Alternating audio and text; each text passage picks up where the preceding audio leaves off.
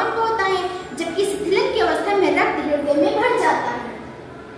The waste from different part of the body carries blood to the heart and the arteries transport the different part of the body from the heart. हृदय में रक्त शरीर के विभिन्न भागों से नलिकाओं शिरा द्वारा आता है तथा हृदय से नलिकाओं धमनी द्वारा शरीर के विभिन्न भागों में पहुंचता है। Let's know about circulation of blood in our body. आइए हम जाने कि हमारे शरीर में रक्त किस प्रकार बहता है। The deoxygenated blood, impure blood comes in right artery.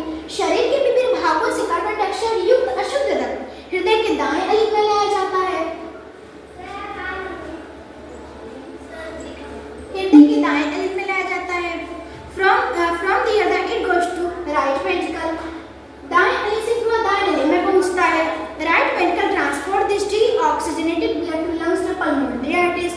और जहां से यह धमनियों द्वारा हमारे फेफड़े में भेजा जाता है।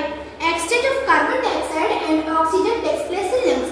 फेफड़ों में कार्बन डाइऑक्साइड और ऑक्सीजन का आदान प्रदान होता है। From there the oxygenated pure blood goes to the left artery by pulmonary vein and further. उसके बाद में हमारे शरीर से ऑक्सीजन युक्त शुद्ध रक्त फुफ्फुस सिरा द्वारा हमारे हृदय के बाएं अलिंद में लाया जाता है।